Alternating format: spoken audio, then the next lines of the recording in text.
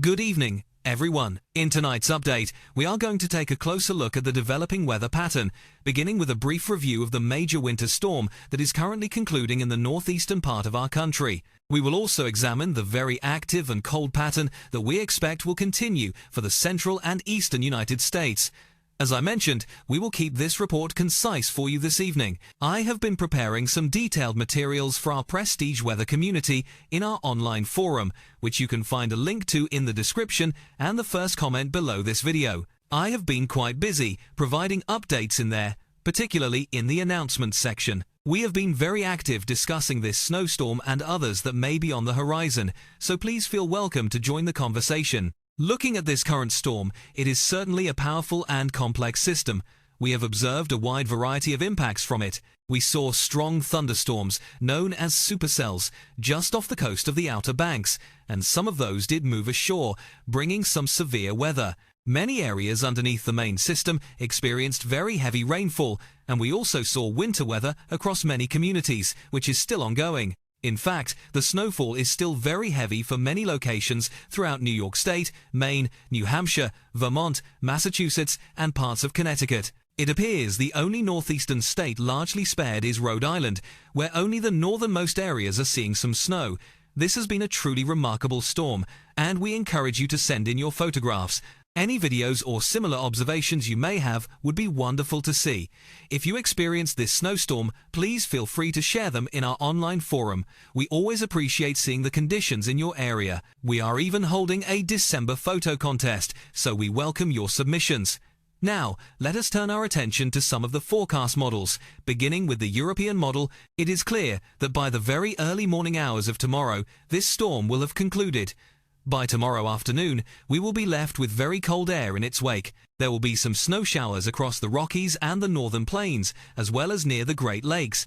However, for the most part, our significant snow system will have moved out and finished. As we look toward Thursday, we still see this northern jet stream dipping into the central states and moving eastward, with the southern jet stream feeding into it.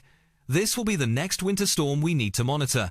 At present, it does not appear to be a major event, but the fundamental ingredients are in place for it to potentially develop into something more significant. There is certainly no guarantee that will happen, but the possibility exists as this system moves across the south. On the European model, we do see some snowfall for Kentucky, West Virginia, and Virginia this Friday, which is just a few days away. This is a system that warrants our attention.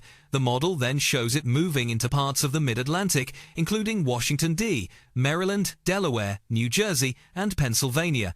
However, the current projection does not show it tracking up the coast. There is still a chance that its path could trend farther up the coastline, which would bring greater impacts to the mid-Atlantic and northeast. For now, we see this system moving directly offshore in a fairly straightforward manner. Then, immediately afterward, another potential system emerges, because that southern stream remains extremely active and the colder air is staying in place to the north. We see this second system moving through. This one does not appear to be significant in terms of snowfall, but it does involve a great deal of moisture very close to cold air. If this system were to trend northward, we could be looking at something interesting just a bit farther north than this model currently indicates for Saturday into Sunday. That would be the 6th into the 7th of the month, so we have several potential systems ahead. As we continue, we see a series of clipper systems moving through. Conditions actually become colder as we approach the 7th, 8th, and 9th. That will be late this weekend and into early next week. We once again see continued clipper systems moving across the country. Here is one forecast for the Midwest on Tuesday, the 9th.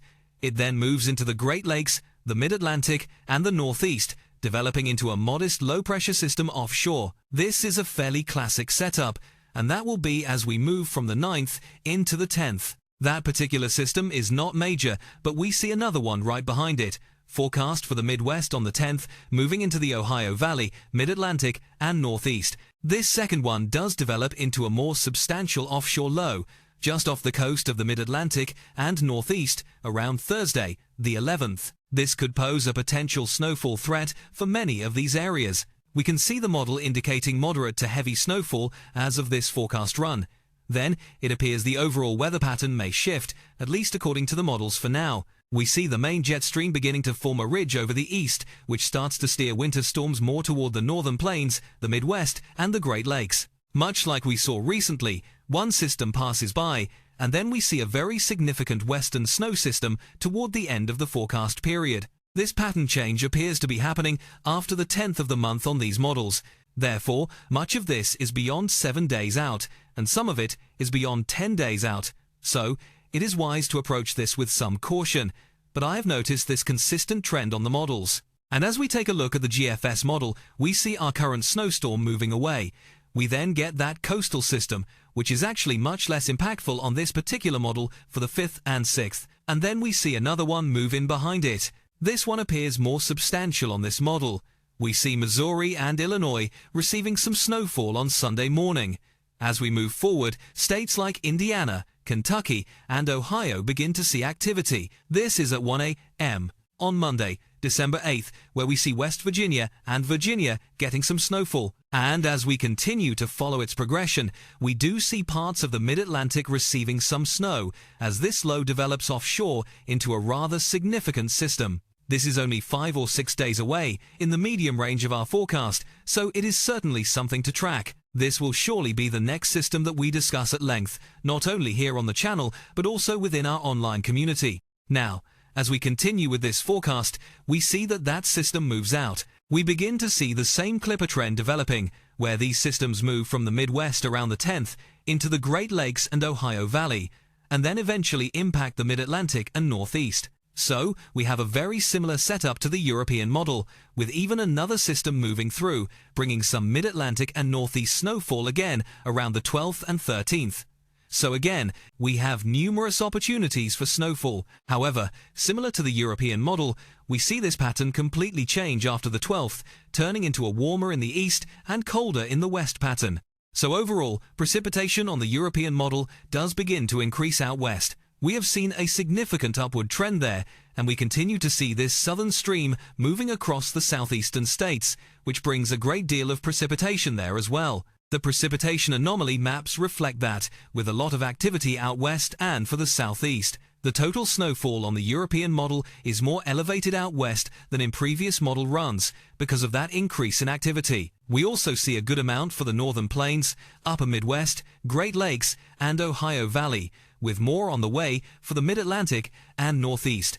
It appears the GFS model is in agreement. The West sees an increase in activity. We still see the plains, Midwest, and Great Lakes getting some action. But the more significant story is the Mid-Atlantic and Northeast, where both of these models are forecasting heavy snowfall totals even after our current snow system that is happening right now. Looking at the temperature pattern, we do see several waves of colder air heading into the east.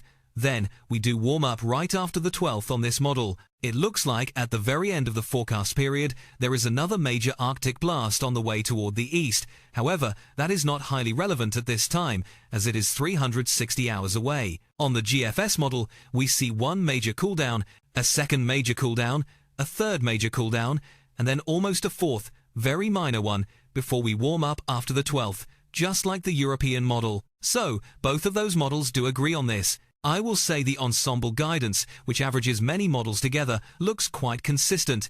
This is for the period from the 7th through the 17th. It remains very warm in the west and very cold in the east. This is the European ensemble model. And then we have the GFS ensemble model showing the same thing, warmer out west, colder in the east. This represents excellent agreement between these ensemble models, both for the 7th through 17th or 8th through 18th time frame. So there is good agreement that the long-range outlook still looks quite favorable as we approach and pass the midway point of the month. Now again, I do apologize for keeping this update brief for you all. I've been working on a number of things today, and I wanted to be sure to get this evening's information out to you. I hope you found it helpful. Please consider subscribing, as we upload a new forecast every single day. You can also select the bell icon to receive daily notifications, so you never miss an update. If you enjoyed the video, a simple thumbs up is always appreciated. Please feel free to leave a comment below. I look forward to seeing you all in the next video.